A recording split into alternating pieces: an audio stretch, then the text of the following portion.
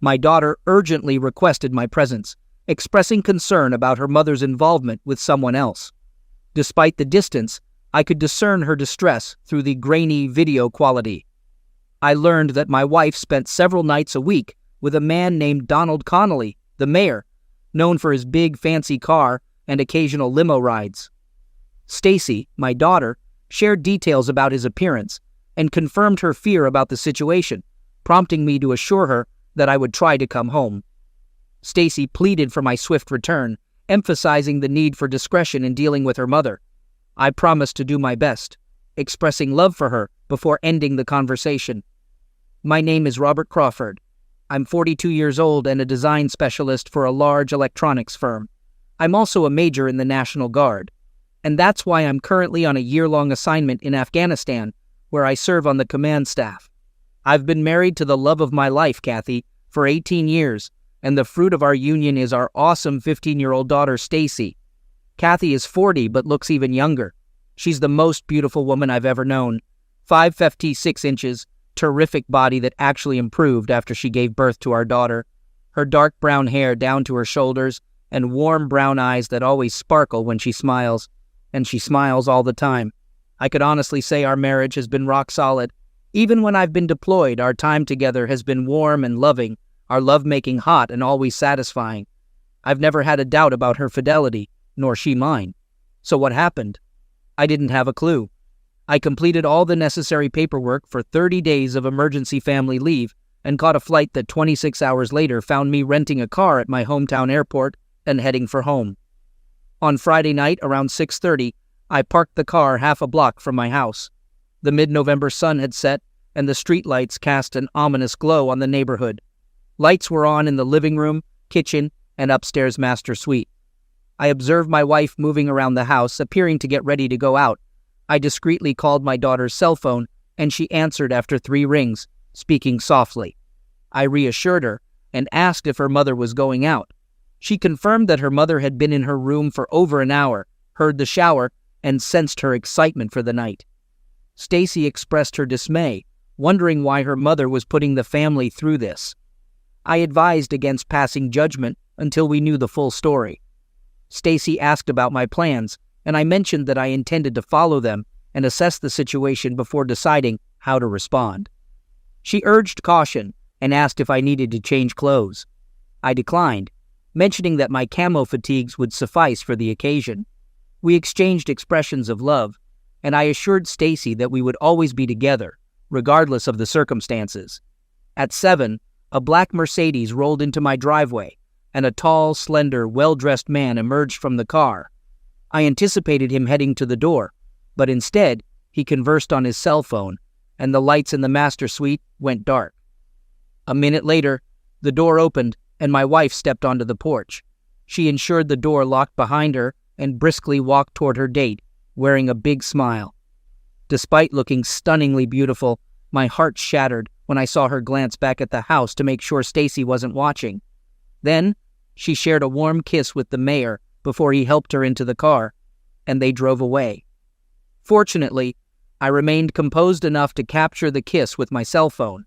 I followed them at a safe distance, encountering no issues due to the light traffic.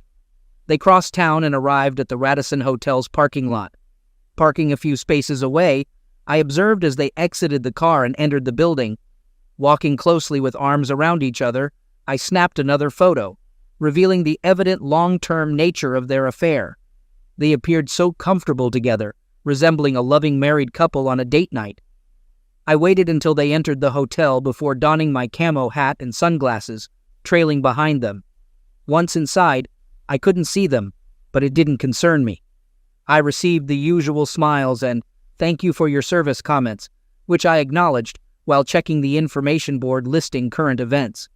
One event stood out: the St. James Hospital Charity Ball on the 3rd floor, with live orchestra music filtering down to the lobby. Disregarding the elevators transporting couples to the ballroom, I opted for the stairs, avoiding swift detection and acknowledging the need for exercise after long flights. On the 3rd floor, I followed the music and easily found the ballroom.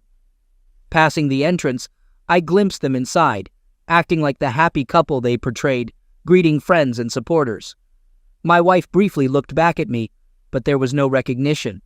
As far as she knew, I was still 10,000 miles away, facing flies, sandstorms, and the Taliban. I also noticed she wasn't wearing her wedding rings. After passing the entrance, I entered the men's room, sat in a stall, and contemplated my next moves. It was challenging to grasp what I had seen. I had been certain my marriage with Kathy was as solid as any could be. I felt foolish. While honoring my duty in Afghanistan, my loving wife was at home, dishonoring me, breaking our wedding vows. What was wrong with the people they were meeting?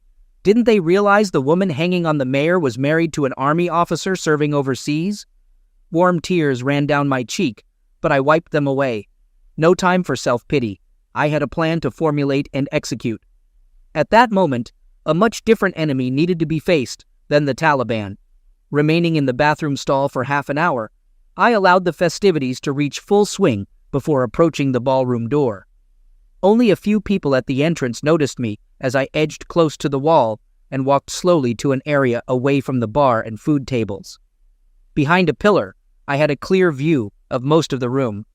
Although I lacked a ticket for the event, my uniform held more clout than any piece of paper. The young man taking tickets saluted me and said, "Welcome, sir," as I entered. The thought crossed my mind. It's unfortunate my wife and her lover don't show that kind of respect for me in the uniform I wear. It took me a few minutes to locate Kathy and her date.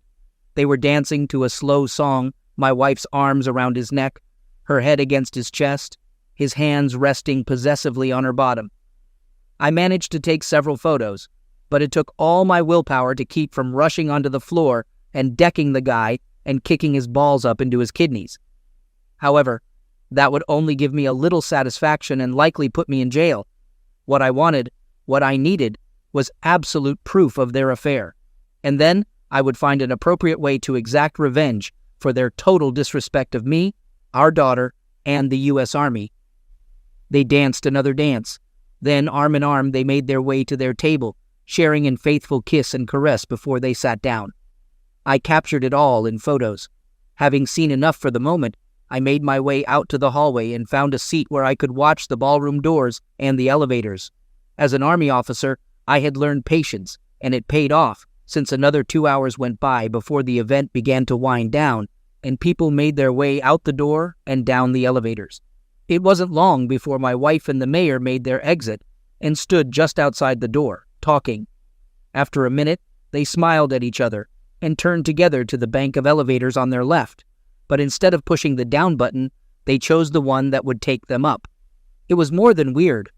I was only about 15 feet from them, sitting on a bench against the wall, wearing my camo fatigues and sunglasses, my name tag clearly displayed on the front of my uniform, looking totally out of place amid the tuxedos and ball gowns. And though many other couples noticed me and smiled or waved, my wife and her lover were so tuned into each other that they never gave me a glance. Observing them entering the elevator holding hands, I noted that their car stopped on the 11th floor. After confirming it didn't go up again and returned to the 3rd floor, where more couples were waiting, I headed back to the registration desk. I explained to the attendant that I had an urgent message for Mayor Connolly and showed my government ID, requesting his room number. Despite initial hesitation, she eventually disclosed that he was in room 1114. Thanking her, I took the elevator to the 11th floor and located room 1114. After checking the hallway for other occupants, I pressed my ear against the door, hearing only soft conversation. Unsatisfied, I proceeded down the hall, found the door to the stairs, and secured it with my handkerchief to prevent it from locking. Glancing at my watch, I noted it was midnight, as Stacy had mentioned. Her mother usually came home between 2 and 3, and once lately at 7, so I had a long wait. But again, my Army training and patience paid off. Through the window in the door, I could see room 1114, so I wouldn't miss them when they were done with their lovemaking fest. As I waited, I tried to keep my mind on the task at hand, but the truth is, I kept imagining her a-hole lover, plunging his tool deep into my wife who had pledged to be mine alone. I could say my heart was broken, but it went far beyond that. I could feel my life spiraling down into a dark abyss where only pain and rejection and humiliation left. I knew I had to keep myself composed for my daughter's sake, but the realization that the woman I loved more than anything else on earth, whom I trusted with every fiber of my being, was at that very moment giving her body and soul, her love and passion to another man, overwhelmed me with a tidal wave of pain. Around 1:30, I stepped out of the stairwell and pressed my ear against their door, hearing faint sounds that resembled moaning. Then I distinctly heard my wife exclaiming, "Yes, oh God, yes, do me, Dawn, do me hard like that, you're so good," she screamed, a sound I had heard many times before during faithful moments with me. With tears streaming down my cheeks, I returned to the stairwell. Anticipating they would conclude soon and leave their love nest within the next hour, I exited the stairwell for the final time at 2, positioning myself against the wall outside their room, ready to capture their exit on my cell phone's video. 15 minutes later, I heard the chain being removed and the door click open, and I began recording as they emerged. He had his arm protectively around her, and she leaned against him, smiling. Kathy looked freshly scrubbed and well-groomed, while Donald Connolly appeared pleased with himself. They kissed briefly, turned towards the elevators, and Kathy noticed me leaning against the wall. I confronted Kathy about her actions, questioning how her rendezvous with her lover went. Upon realizing my presence, Kathy appeared shocked, placing her hand on her heart and expressing disbelief. She fell to her knees, pleading that this wasn't supposed to happen and that I wasn't meant to see it. Her lover, taking a moment to register the situation, insisted that it wasn't what it seemed and that Kathy was merely assisting with his new campaign. I sarcastically remarked on the irony of such campaign tactics involving infidelity. I questioned the mayor's morality, highlighting the impact on my marriage while I was away serving the country. The mayor attempted to deny any closeness involvement, urging Kathy to corroborate his story. Disregarding his plea, Kathy rejected his attempt to manipulate the situation, recounting the witnessed kissing, moaning, and phrases heard through the door. I conceded defeat, acknowledging that my wife was now his. Expressing frustration and calling them both cowards, I emphasized that even my daughter was aware of their actions. The mayor stood there, stunned and unsure how to respond, while my wife knelt on the floor, sobbing. I informed Kathy not to bother coming home that night and suggested she spend it with her lover instead. I mentioned my intention to comfort our daughter and stated that on Monday I would file for divorce, followed by informing the news media. Expressing my frustration about the mayor's actions in running the city, I instructed Kathy to stay away until I returned from my 30-day emergency leave, after which she could decide how to proceed with her life. Kathy pleaded with me, asking for forgiveness for her infidelity during my deployment and requesting not to disclose it to our daughter, who already knew about the situation. I expressed my confusion over her actions, but acknowledged that they had chosen each other. Disheartened, I left for the elevator as Kathy apologized, but I couldn't find it in me to accept her remorse. Observing their apparent happiness together, I left them with a harsh farewell and stepped into the elevator, leaving them behind. When I arrived home, I found Stacy waiting for me, clearly upset. She embraced me tightly, expressing how much she had missed me. I reassured her of my own feelings and confirmed that I had found her mother and the mayor together. Stacy affirmed that she wasn't concerned about her mother's absence, stating that she had felt neglected in her absence. She pleaded to come with me when I returned to Afghanistan, but I explained that she needed to stay here. Stacy insisted that she couldn't stay with her mother, expressing her resentment towards her. Despite her feelings, I reminded her that her mother was still her mother. Stacy tearfully expressed her belief that her mother didn't love her and sought comfort in my arms. I held her as she cried. I finally convinced Stacy to go to bed, and I secured the house, including setting the door chains just in case Kathy decided to try to come home. I had no proof that Kathy and her lover had used any of our bedrooms for their trysts, but I didn't want to take a chance, so I slept on the couch, even though I wasn't sure they hadn't had lovemaking there either. Sleep came only in spurts, 45 minutes here, half an hour there. I kept thinking about how I would handle the situation when Kathy came to claim her clothes and personal items she'd need until I left in 30 days. I could have been a nice guy and taken a hotel room, leaving the house to her, but I just couldn't find it in my heart to be that nice. She was the one that destroyed our marriage so she could at least suffer the minor inconvenience of being displaced from her home for a month. Besides, I'm certain her lover would be happy to put her up. They've been acting like a married couple now. They could live like one for a while, call it a trial marriage. Stacy and I both slept until noon, or at least until around noon. I woke up first and prepared coffee, then made toast and scrambled eggs for us. We engaged in small talk while eating, and then proceeded to rinse the dishes and load them into the dishwasher. Suddenly, the phone rang, and Stacy and I exchanged glances before she answered it. Stacy spoke with her mother, expressing skepticism about her sincerity. She mentioned the ongoing affair with Donald Connolly and emphasized that it wasn't a one-time mistake. Stacy admitted to being the one who urged me to return home, highlighting her mother's neglect and obsession with her affair. Despite her mother's plea not to hurt Mayor Connolly, Stacy refused to comply, indicating her frustration and disappointment. After the call, Stacy remarked on her mother's apparent confusion and lack of understanding regarding the situation. She expressed her concern that her mother didn't grasp the gravity of her actions and couldn't comprehend why I didn't want her to return home. I reassured Stacy that her mother's lack of understanding would become apparent as consequences unfolded. The rest of the day passed quietly, with attempts to distract ourselves from thoughts about Kathy and Mayor Connolly. We discussed Stacy's future plans, with me suggesting she stay in her current environment, despite her concerns about her friends' reactions to her mother's actions. I told her that real friends would stand beside her, but she wasn't convinced. We settled things with my assurance that I'd call my mom to see if Stacy could stay with her until my deployment ended, hopefully in another 5 or 6 months. Late in the afternoon, the phone rang again. It was Kathy.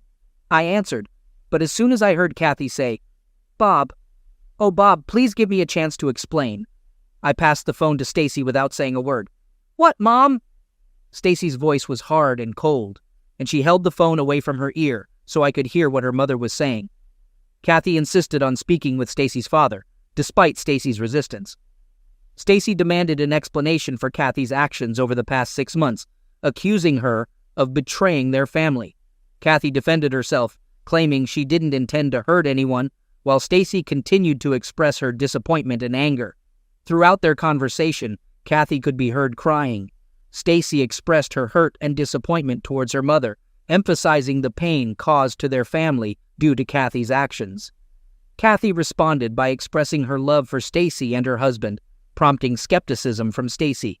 Kathy then quietly requested some personal items, including clothes and birth control pills, expressing regret and frustration. Throughout the conversation, Kathy could be heard crying. Stacy sarcastically remarked about Kathy potentially becoming pregnant with the mayor's child and the inconvenience it would pose. She then mentioned packing Kathy's belongings, including clothes and birth control pills, and hinted at Kathy's need for makeup to maintain her appearance as the town's social figure. Stacy concluded by stating that Kathy's belongings would be left at the curb for her to retrieve. After ending the call, Stacy started crying, and I comforted her by wrapping my arms around her. I acknowledged that she had been tough on her mom, but I understood her anger. I assured her that we would overcome this situation together. After giving her another hug, I left her to gather the items her mother needed. I retreated to my office to strategize, drawing on my military training to meticulously plan our next steps. I viewed the situation as a battle that required careful planning and execution. The tasks I needed to handle were mostly straightforward. I planned to hire a divorce lawyer, cancel our joint credit cards, obtain separate credit cards for myself and Stacy, change the beneficiary on my life insurance and retirement plans to Stacy, and transfer half of the funds from our checking and savings accounts to new accounts accessible only by Stacy and me. However, figuring out how to deal with Mayor Connolly posed a greater challenge. I believed he deserved punishment for his actions, and I wanted to ensure he was exposed as the cowardly, wife-stealing individual he truly was. Later that evening, around 8 o'clock, I received a phone call at home. Answering, I identified myself as Robert Crawford. The caller introduced himself as Ray Swanson, a city councilman and a friend of Mayor Connolly. He expressed a desire to discuss what he referred to as a little misunderstanding involving me, my wife, and the mayor the previous night.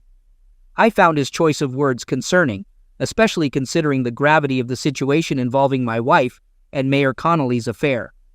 Ray expressed his belief that there was no need for harsh language, suggesting that the situation involved a simple late-night gathering between consenting adults who had perhaps overindulged in drinks. He seemed optimistic that discussing the matter could resolve everything. However, I rebutted, stating that Mayor Connolly had been involved in an affair with my wife for the past 6 months while I was deployed in Afghanistan, and I had caught them together the previous night. Ray acknowledged the difficulty of the situation for me, but hoped we could find a resolution for everyone's benefit. I retorted, questioning who exactly he meant by everyone, emphasizing that my primary concern was for my daughter, and the concerns of others were of little importance to me. Ray expressed his concern, mentioning the mayor's influence in the community and the potential consequences for anyone who caused damage to his reputation. In response, I asked if he was making a threat, to which Ray clarified that he was merely stating the reality of the situation and expressed his reluctance to see damage come to me or my loved ones. I then issued a warning to Ray, urging him to listen attentively. I emphasized my experiences dealing with the Taliban over the past 6 months, indicating that I would not shy away from confronting someone like Mayor Connolly, whom I described as a dishonorable individual involved in stealing another man's wife. I asserted that neither Ray nor the mayor had faced an opponent of my caliber before. I conveyed to Councilman Swanson that I was unfazed by his perceived power and warned him of the consequences of challenging me. I mentioned that my soon-to-be ex-wife neglected to inform the mayor of the repercussions of involving herself with me. Furthermore, I highlighted the extensive support network I had among former military personnel within a 100-mile radius, emphasizing our disdain for individuals who exploit soldiers' spouses during overseas deployments. I advised Councilman Swanson to distance himself from Mayor Connolly to avoid facing the repercussions of his actions, hinting at the impending consequences for the mayor. Ray attempted to negotiate with me, suggesting that a substantial sum of money could resolve the situation. However, I dismissed his proposal, expressing my intense anger towards Donald Connolly for exploiting a soldier's wife while I was deployed. I asserted that no amount of money could alleviate the pain caused to my daughter and me. I insisted that the only resolution satisfactory to me would involve Connolly and my wife experiencing the same pain they inflicted on us. I authorized Ray to convey this message to both of them. Ray expressed his concern, acknowledging the potential fallout from the situation. He sought a resolution to mitigate the consequences. I responded by outlining the steps necessary for resolution, including Connolly publicly admitting to the affair and resigning as mayor. I emphasized that nothing less would prevent me from exposing him and seeking retribution. Ray expressed surprise at the seriousness of my intentions. I assured him of my resolve.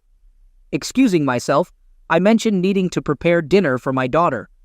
Stacy arrived from the garage, informing me that she had placed her mother's belongings by the curb, where they were picked up by an unfamiliar individual driving a black Mercedes.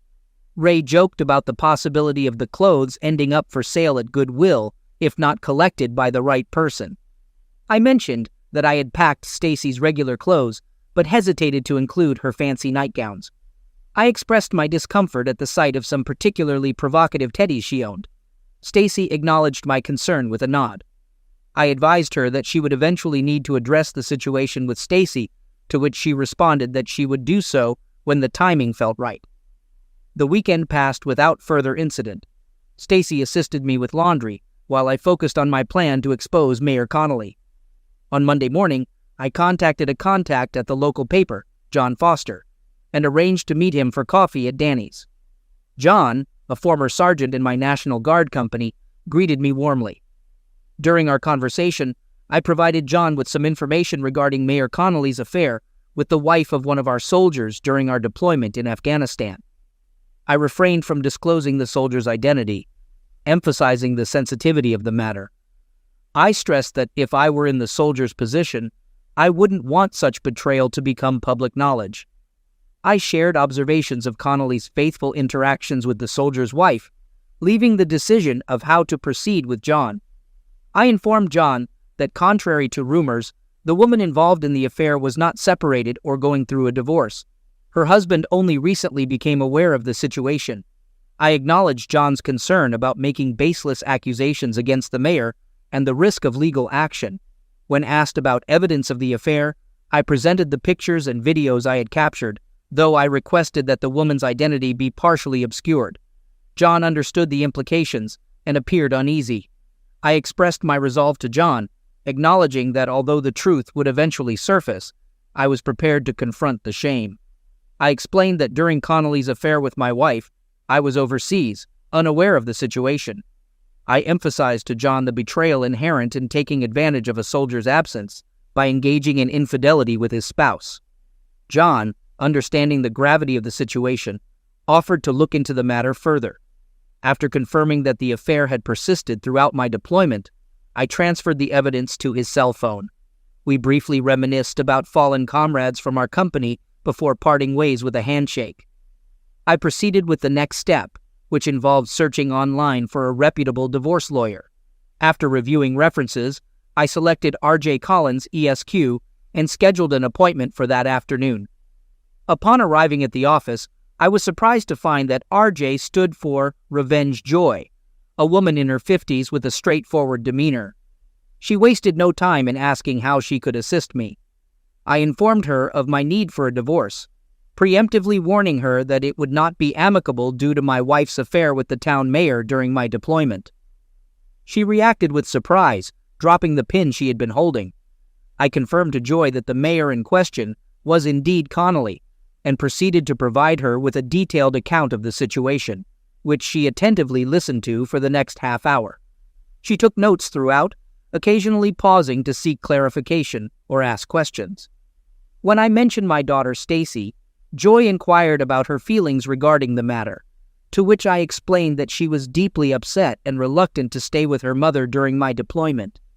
Considering Stacy's age and preferences, Joy suggested the possibility of having her stay with my mother instead.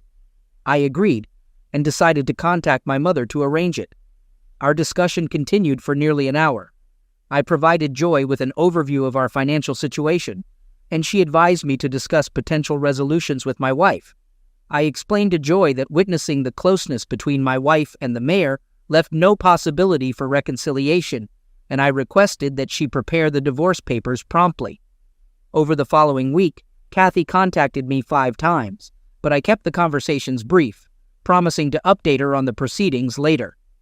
On Friday, Joy informed me that the divorce papers were prepared and required information about where they should be served. I informed Joy that I intended to invite Kathy to my home the following Monday at 2 o'clock, while Stacy was at school, so she could be served with the divorce papers.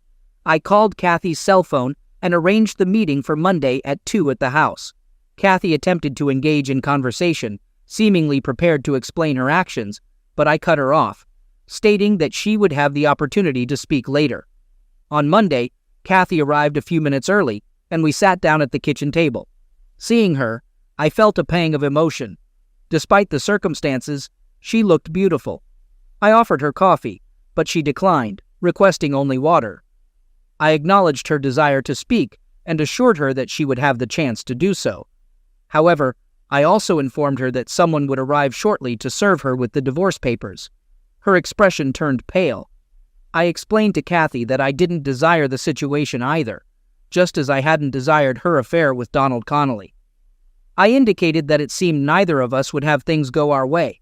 Kathy pleaded with me to listen to her explanation, expressing hope for a resolution. I agreed to hear her out.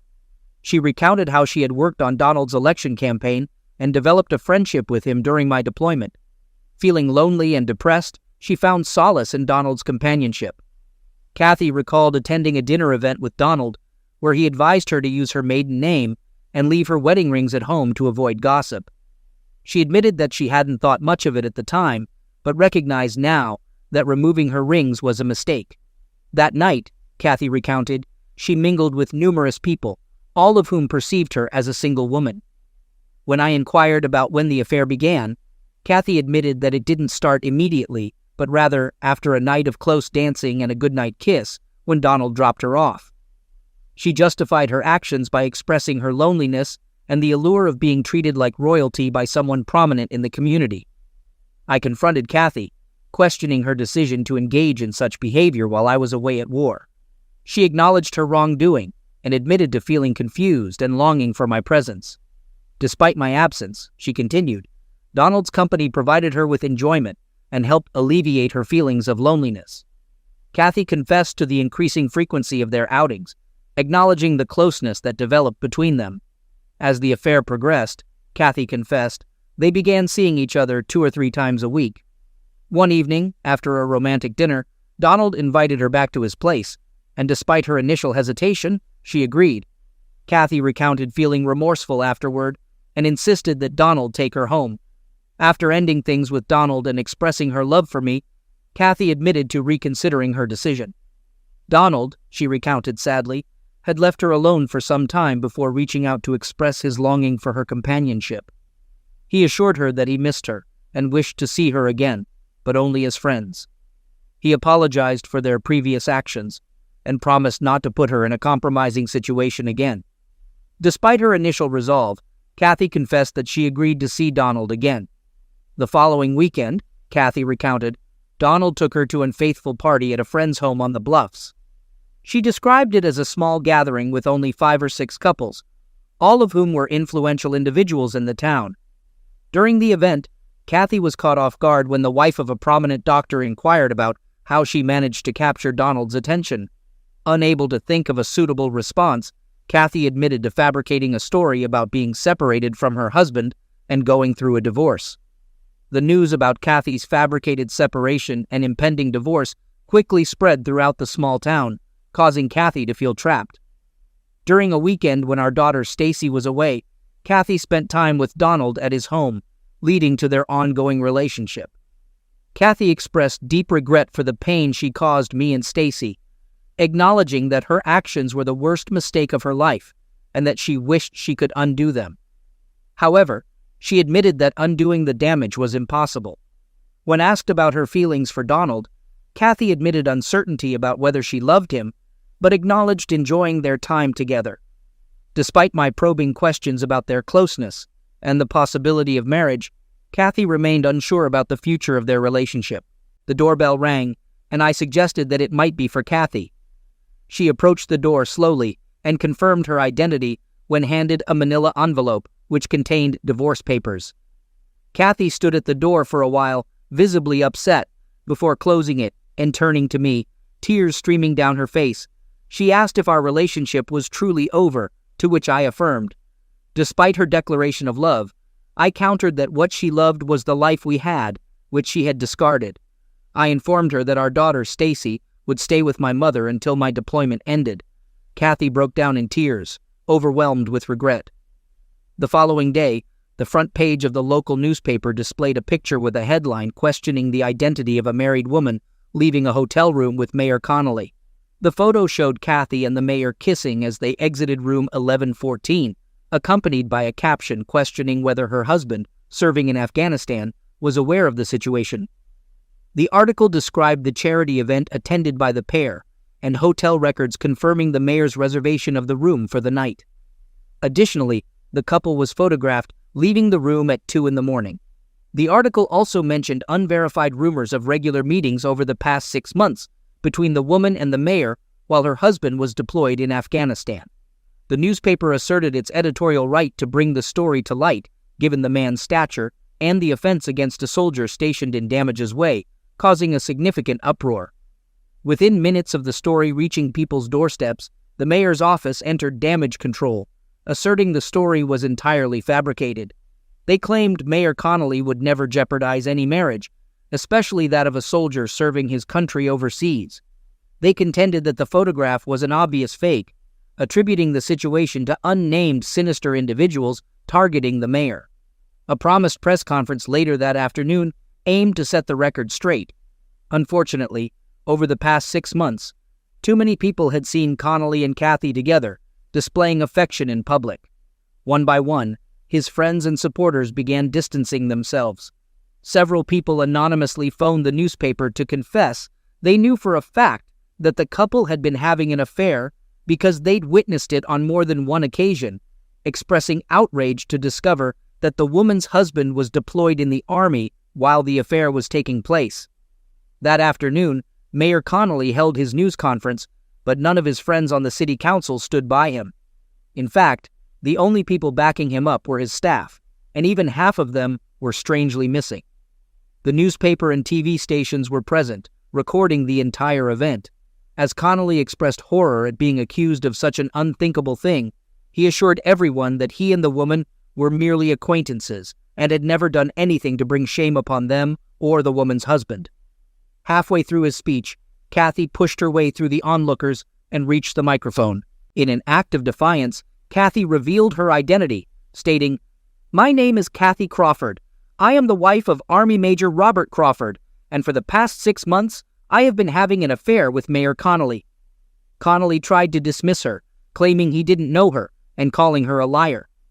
Kathy confronted him, expressing shame and heartbreak, accusing him of pursuing her despite knowing she was married and her husband was in Afghanistan. Tearfully, she apologized to her husband through the TV cameras and left while reporters bombarded the mayor with questions. He turned and stormed back into City Hall. I must confess that exposing all of that to the world damaged my already fragile ego. However, I was aware of the risk I was taking when I approached John Foster, my newspaper contact, the next day. This occurred when the president of the city council announced the mayor's resignation and declared that the council would govern the city until a new mayoral election could be held. While I should have felt satisfaction, all I experienced was a profound, empty loneliness. Loneliness consumed me, and I missed my wife more than I had ever thought possible. That afternoon, my reporter friend called to inform me that Connolly had packed up and left town without leaving a forwarding address, and my soon-to-be ex-wife hadn't accompanied him. During the remaining days of my leave, I spent as much time as possible with my daughter. In the last week, I allowed Kathy to move back into the house. Stacy and I traveled to my mother's home 60 miles away, where I enrolled her in school, promising to return and get her as soon as my deployment was over. The following week, I was on a plane back to Afghanistan, my heart filled with burning anger that I intended to unleash on the enemy lurking in the desert. What happened to Kathy? A few weeks later, she moved in with Connolly, and they too departed from town. Did Robert return from Afghanistan? Yes, but he suffered critical injuries, and his daughter assisted him in getting back on his feet. He lost one of his legs in an ambush. Currently, he works as a design specialist for a large electronics firm, residing with his daughter. Occasionally, he speaks about the challenges faced by soldiers who have served duty outside the country,